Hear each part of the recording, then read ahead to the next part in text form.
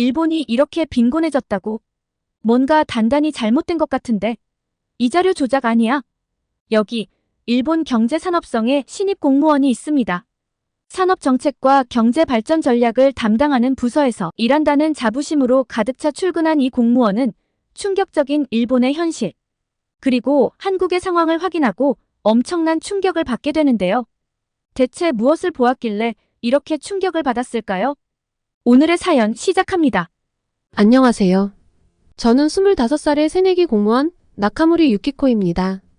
경제산업성에 입사한 지 이제 막 3개월이 지났는데 지난 3개월간 정말 폭풍과도 같은 나날들을 보냈습니다. 저는 사실 나름 일본에서 엘리트 코스를 밟고 순조롭게 취직까지 해서 그전까지는 온실 속 화초처럼 자랐던 것 같아요.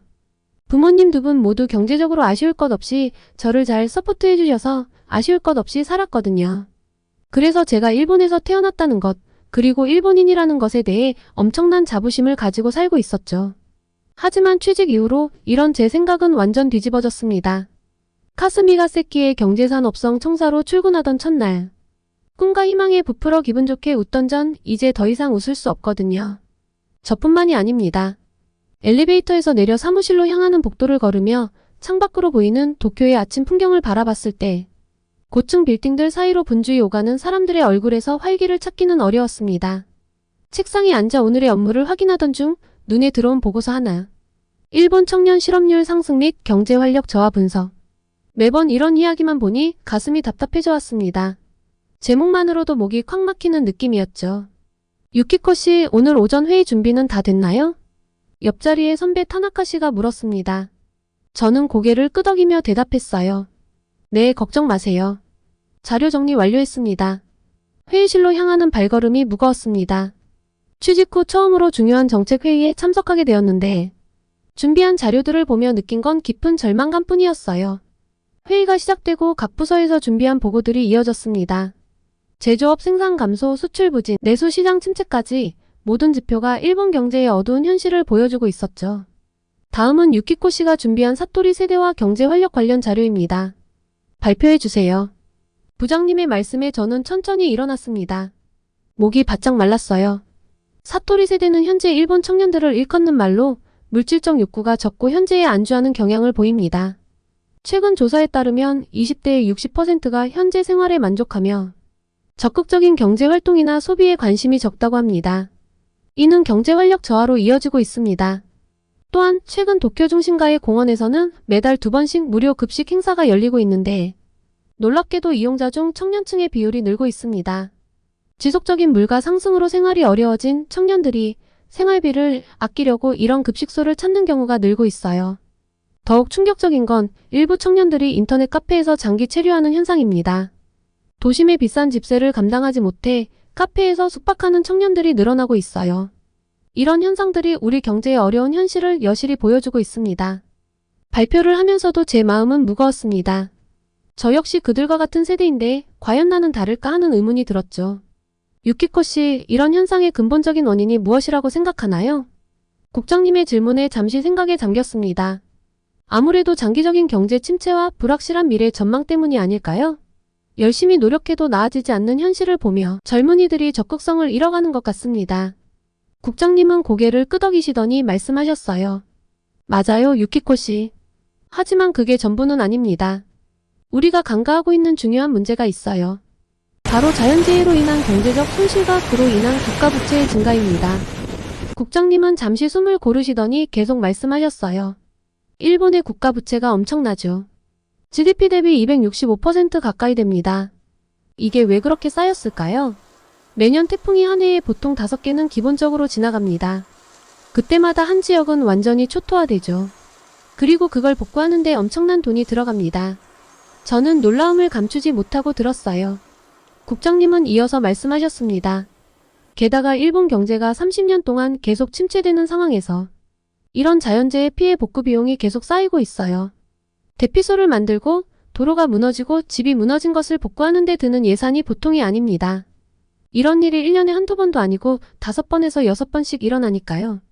국장님의 말씀을 들으며 제가 미처 생각하지 못했던 일본 경제의 또 다른 문제점을 깨달았어요. 그리고 또 하나 중요한 점은 국장님이 덧붙이셨어요. 이런 상황 때문에 기업들이 국내 투자를 꺼리게 되고 결국 해외로 눈을 돌리게 됩니다. 2000년을 기준으로 봤을 때 2022년까지 일본의 국내 투자가 거의 증가하지 않았어요. 20년이 넘는 기간 동안 투자가 정체된 거죠. 우리는 이러한 현실을 타개할 방법을 찾아야 합니다.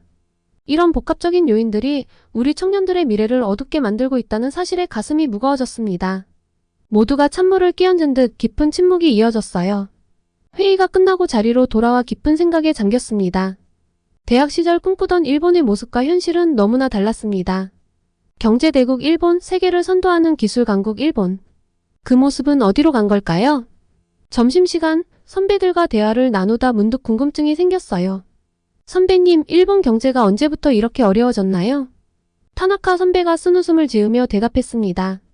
글쎄, 버블 경제가 붕괴된 90년대 초부터라고 볼 수 있겠지. 그 이후로 우리는 잃어버린 30년을 겪고 있는 거야. 다른 선배가 덧붙였어요. 게다가 국장님 말씀처럼 자연재해로 인한 피해도 심각해. 매년 태풍이 대여섯 번은 오는데 그때마다 엄청난 경제적 손실이 발생하지. 아, 그러게요. 제가 얼마 전 뉴스를 봤는데 동일본 대지진 때는 20조엔 이상의 손실이 있었다고 하더라고요. 제 말에 선배들이 고개를 끄덕였습니다. 그래서 국장님 말씀처럼 매년 반복되는 자연재해 때문에 기업들도 국내 투자를 꺼리게 되는 거지. 그러다 보니 해외로 눈을 돌리는 거고. 사실 이쯤 되면 이민이 답인가 싶기도 해. 과연 좋아질 수 있을까 싶거든. 이야기를 들으며 일본의 현실이 더욱 실감났습니다. 대학에서 배운 경제 이론과 현실의 괴리가 너무나 컸어요. 퇴근 시간 사무실을 나서며 창밖으로 도쿄의 야경을 바라봤습니다. 화려한 네온사인 속에 숨겨진 일본의 어두운 현실이 마음을 무겁게 했어요. 지하철에 몸을 실으며 주변을 둘러봤습니다. 피곤한 표정의 직장인들, 스마트폰에 빠진 젊은이들. 그들의 표정에서 희망을 찾기는 어려웠죠. 매일같이 이런 일상이 반복되며 저도 함께 무기력해지는 기분이었습니다. 나름 일본에서 엘리트 코스만을 밟아온 사람들이 일본 탈출을 꿈꾸고 있다니 뭐랄까 좀 허탈해지더라고요. 물론 언제나 평소와 다름없이 출근했어요. 하지만 마음 한구석이 늘 불편했죠. 그러던 어느 날이었습니다. 책상에 앉아 업무를 시작하려는 순간 국장님이 저를 부르셨어요. 유키코 씨, 잠깐 내 방으로 와주겠나? 긴장된 마음으로 국장님 방에 들어갔습니다. 유키코 씨, 일전에 회의에서 당신의 발표를 듣고 생각해봤어. 우리가 지금 직면한 경제 문제들을 새로운 시각으로 바라볼 필요가 있을 것 같아. 국장님의 말씀에 고개를 끄덕였습니다. 그래서 말인데 한국의 경제정책과 산업 발전 모델을 연구해보는 게 어떨까 싶어. 특히 청년 실업 문제 해결과 산업혁신 정책에 대해서 말이야. 순간 놀라움을 감출 수 없었습니다. 한국이요? 그래, 최근 한국의 경제 성장세와 기술 혁신이 눈에 띄더군. 우리와 비슷한 문제를 겪었지만 그들은 어떻게 극복해 나가고 있는지 배울 점이 있을 것 같아. 아무래도 두 나라는 닮은 점이 많으니까. 국장님의 제안에 잠시 생각에 잠겼습니다. 알겠습니다, 국장님. 제가 한번 조사해 보겠습니다. 사무실로 돌아와 곧바로 한국 경제에 대한 자료를 찾아보기 시작했습니다. 놀랍게도 한국은 최근 몇 년간 눈에 띄는 경제 성장을 보이고 있었어요. 특히 청년 창업 지원 정책과 4차 산업혁명 관련 기술 분야의 발전이 인상적이었습니다. 그리고 제 머릿속을 스친 친구가 있었어요. 대학 때 아르바이트하는 곳에서 만났던 한국 친구 지영이었습니다. 어학연수를 왔다던 지영이는 유쾌한 성격이라 낯을 많이 가리는 제게 스스럼없이 다가와줬습니다.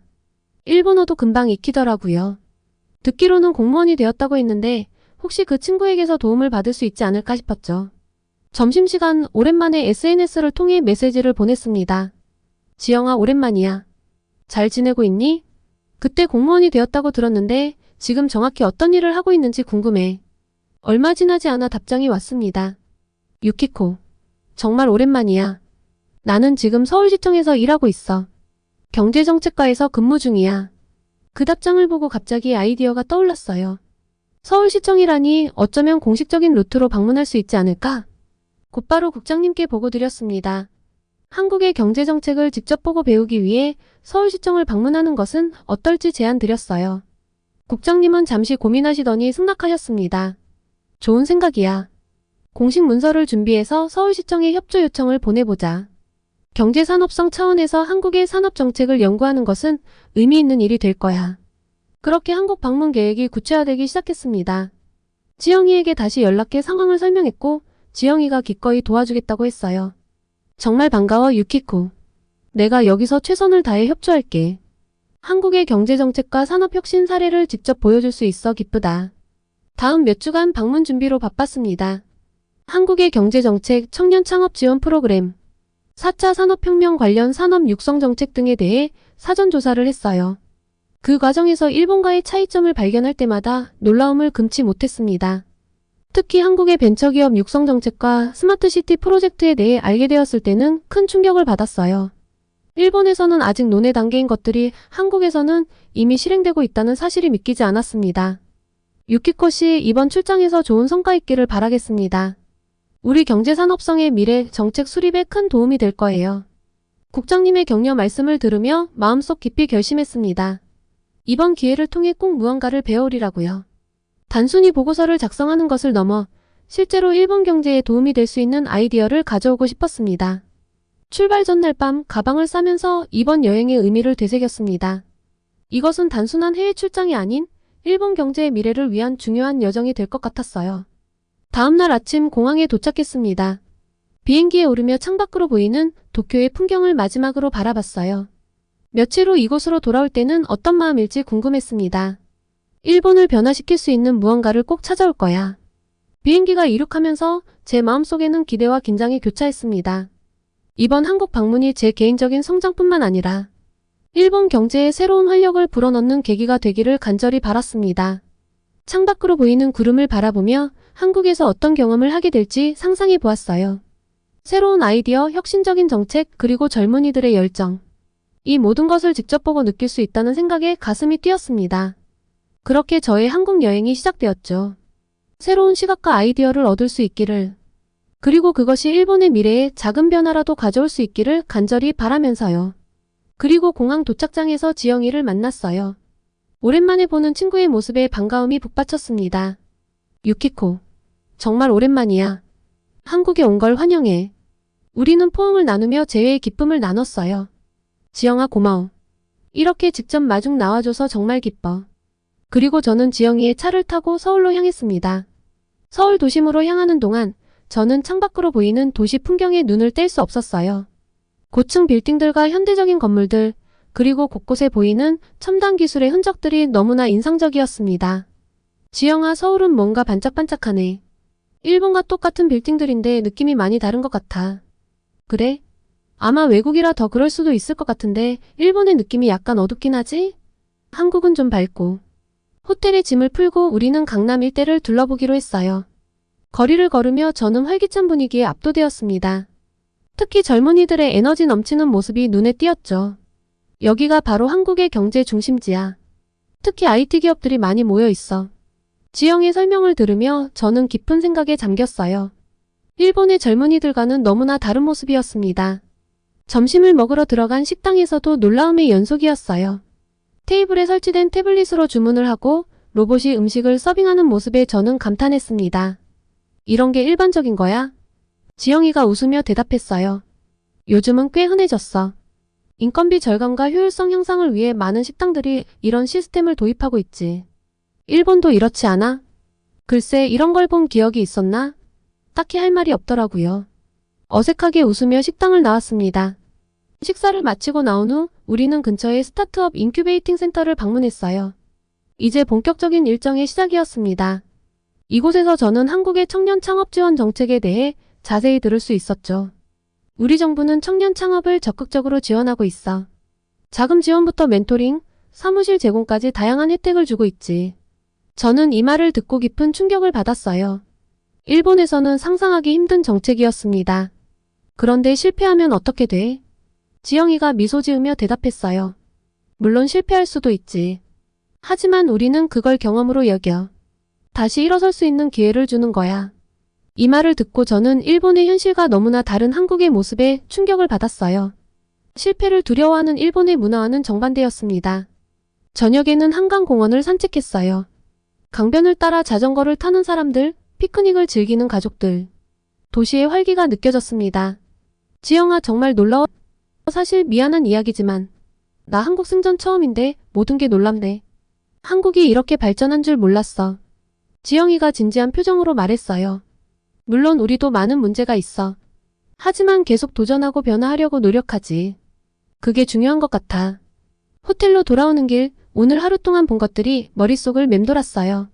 일본과 한국 비슷한 나라 같은데 무엇이 이렇게 다른 결과를 만들어냈을까?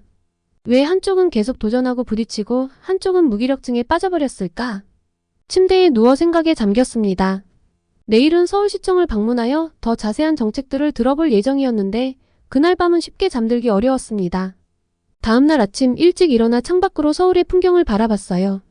어제와는 또 다른 모습의 도시가 눈앞에 펼쳐졌습니다. 출근하는 사람들의 발걸음이 빠르고 활기차 보였어요. 뭔가 생동감 있는 느낌. 이 활력의 정체를 알고 싶었습니다. 유키코, 오늘은 우리 경제정책과에서 브리핑을 해줄 거야. 한국의 경제정책과 산업혁신에 대해 자세히 들을 수 있을 거야. 지영의 말에 저는 설렘과 긴장이 교차했습니다. 과연 어떤 이야기를 듣게 될까요?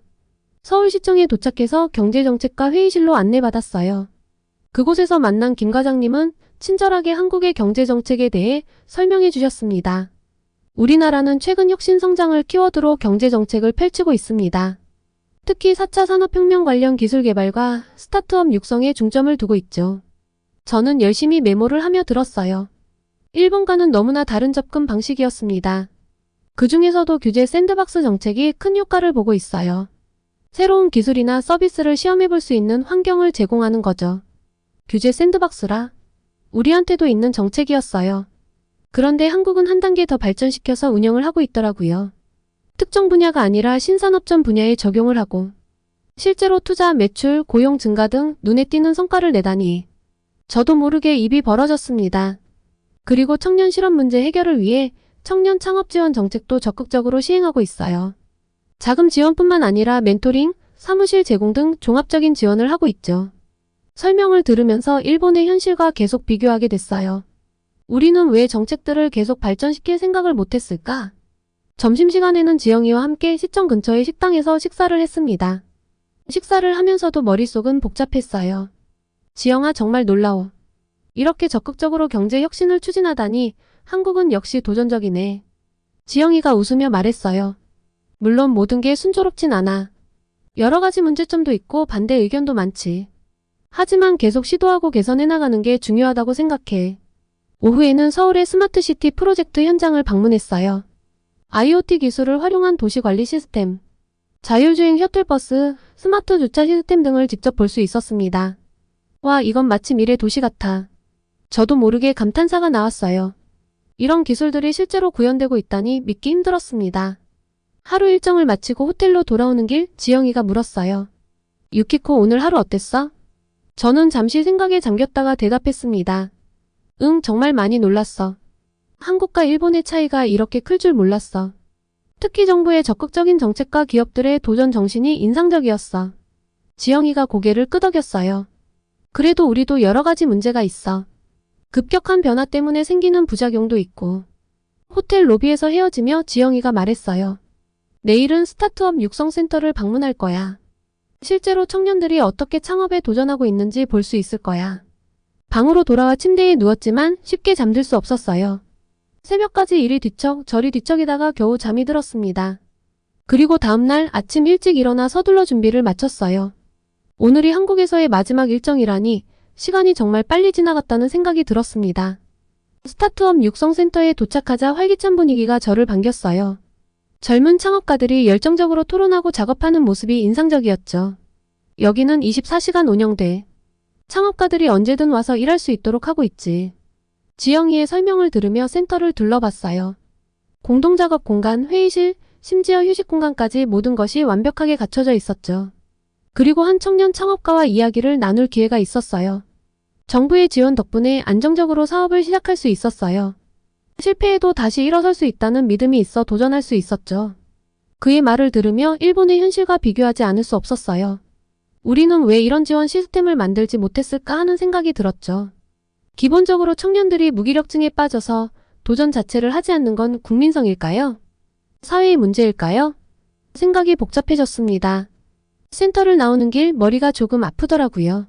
한국의 발전상에 감명받은 동시에 일본의 현실이 안타까웠습니다. 유키코, 이번 방문이 도움이 됐으면 좋을 텐데. 혹시 뭔가 더 알고 싶은 것들이 있다면 언제든지 또 와. 지영의 말에 고개를 끄덕였지만 쉽게 대답할 수 없었어요.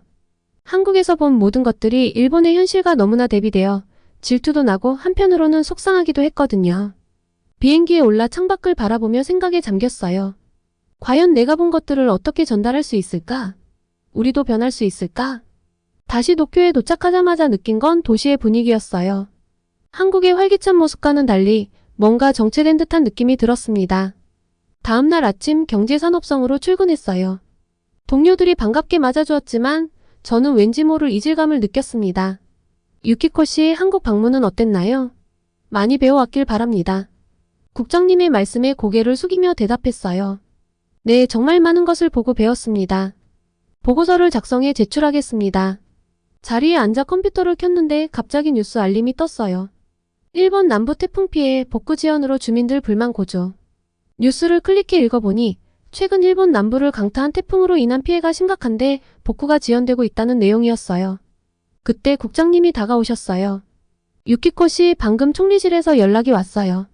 이번 태풍 피해와 관련해서 경제적 손실 추정치를 산출해달라고 하네요. 당신이 맡아주겠어요? 네, 알겠습니다. 대답은 했지만 마음이 무거워졌어요. 하지만 시키니까 해야 했습니다. 하루 종일 자료를 분석하고 계산했어요. 결과를 보고 저는 충격에 빠졌습니다.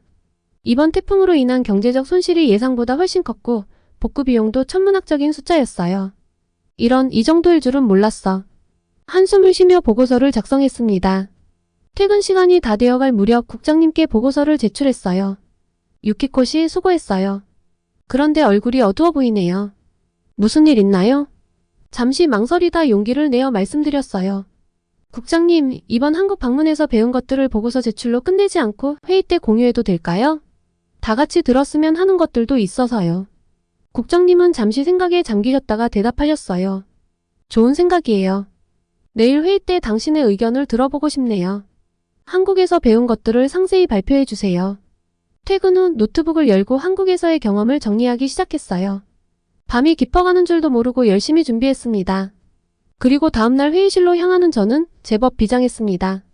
국장님을 비롯한 여러 간부들이 이미 자리에 앉아 있었죠. 긴장된 마음으로 발표를 시작했어요. 한국 방문을 통해 우리가 배울 점이 많다는 것을 깨달았습니다. 특히 3가지 측면에서 큰 차이를 느꼈어요. 모두의 시선이 저에게 집중되었어요. 떨리는 목소리를 진정시키며 계속 말을 이어갔죠. 첫째, 청년 창업 지원 정책입니다. 한국은 청년들의 도전을 적극적으로 장려하고 있어요. 자금 지원뿐만 아니라 멘토링, 사무실 제공 등 종합적인 지원을 하고 있습니다. 일본은 그에 반해 이런 청년 창업 지원이 부실해요. 이미 수치상으로 봐도 청년들이 새로운 일에 도전하지 않는다는 것이 잘 드러나죠. 분하지만 이 점은 한국에서 저희가 배울 점이 있다고 생각합니다. 잠시 숨을 고르고 계속했어요. 둘째, 규제 샌드박스 정책입니다. 새로운 기술과 서비스를 시험해볼 수 있는 환경을 제공함으로써 혁신을 촉진하고 있어요. 일본에서 배워갔지만 일본보다 더 발전을 시켜서 운영 중입니다. 이런 건 우리가 다시 역수입을 해야 한다고 생각해요. 비교해서 좋은 점들만을 정리해 놓았습니다. 보시면 놀라실 거예요. 저희가 먼저 시작했는데 한국이 앞서다니 이건 말이 안 되죠. 국장님이 고개를 끄덕이는 걸 보고 용기를 얻었어요. 마지막으로 자연재해로 인한 경제적 손실 문제입니다. 일본은 매년 5번에서 6번의 태풍을 겪고 있어요. 이로 인해 엄청난 경제적 손실이 발생하고 있습니다. 한 가지 주목할 점은 일본이 사실상 한반도의 방파제 역할을 하고 있다는 거예요. 최근에는 대부분의 태풍이 일본에 엄청난 비를 뿌리고 피해를 주고 지나가는 반면 한국으로는 거의 가지 않아요. 이로 인해 우리가 더 큰 부담을 지고 있는 셈이죠. 이런 상황을 고려할 때 우리는 자연재해에 대한 더욱 효과적인 대비책을 마련해야 합니다. 재난대응 시스템을 개선하고 신속한 복구 체계를 구축해야 해요. 또한 이러한 자연재해로 인한 경제적 손실을 최소화할 수 있는 정책을 수립해야 합니다. 이는 우리 경제의 지속가능한 성장을 위해 반드시 필요한 과제라고 생각합니다. 발표를 마치고 주변을 둘러보니 여러 간부들이 서로 눈빛을 교환하며 무언가 이야기를 나누는 것 같았어요. 국장님이 입을 열었어요. 유키코 씨 정말 좋은 발표였어요. 또 다른 부장님이 말씀하셨어요. 한국 다녀온 보람이 있네요. 우리도 변화가 필요해요. 유키코 씨, 당신이 본 것들을 바탕으로 구체적인 정책 제안서를 작성해 주세요. 예상치 못한 반응에 놀랐지만 기쁨을 감출 수 없었어요. 네, 열심히 준비하겠습니다.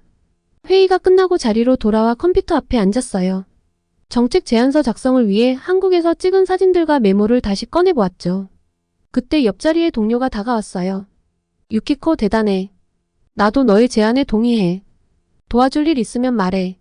미소를 지으며 고마움을 표현했어요. 혼자가 아니라는 생각에 용기가 났죠. 며칠 동안 밤낮으로 정책 제안서를 작성했어요. 한국의 사례를 일본 실정에 맞게 수정하고 구체적인 실행 방안을 고민했죠. 마침내 제안서가 완성되었을 때 가슴이 벅차올랐어요. 국장님께 제안서를 제출하고 기다리는 동안 불안감과 기대감이 교차했어요. 과연 이 제안이 받아들여질까? 정말로 변화를 만들어낼 수 있을까? 일주일 후 국장님이 저를 부르셨어요.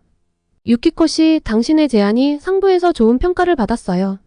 일부 정책은 시범 사업으로 추진하기로 했습니다. 그 말을 듣는 순간 눈물이 날 것 같았어요. 작은 변화지만 큰 한 걸음을 내디딘 것 같았죠. 그날 저녁 퇴근길에 도쿄 거리를 걸으며 생각했어요. 아직 갈 길이 멀고 어려움도 많겠지만 희망은 있다고. 우리도 변할 수 있다고. 집에 돌아와 창밖을 바라보며 미소 지었어요. 도쿄의 밤거리가 어제보다 조금 더 밝아 보였습니다. 이제 시작이야. 우리도 할 수 있어. 그렇게 저는 새로운 꿈을 꾸기 시작했어요. 일본을 넘어 세계와 함께 성장하는 꿈을. 작은 변화가 큰 파도가 되어 세상을 변화시킬 수 있다는 희망을 안고 내일을 향해 또 한 걸음 내딛기로 했습니다. 제게 많은 영감을 준 한국에 진심으로 감사드리는 마음으로 이렇게 메일을 보냈는데요. 저는 조만간 또 한국에 갈 예정입니다. 이번엔 편안한 여행으로요. 한국의 가을이 예쁘다고 해서 몹시 기대가 되는데요. 한국 여행을 다녀와서 또 이야기 전하겠습니다. 오늘은 일본의 경제산업성 공무원이 한국에 와서 한국과 일본의 격차를 깨닫고 충격을 받았던 사연입니다. 오늘의 사연이 마음에 드셨다면 구독과 좋아요를 눌러주세요. 여러분의 구독과 좋아요는 계속해서 좋은 사연을 소개할 수 있는 힘이 됩니다. 이상 감동저장소였습니다.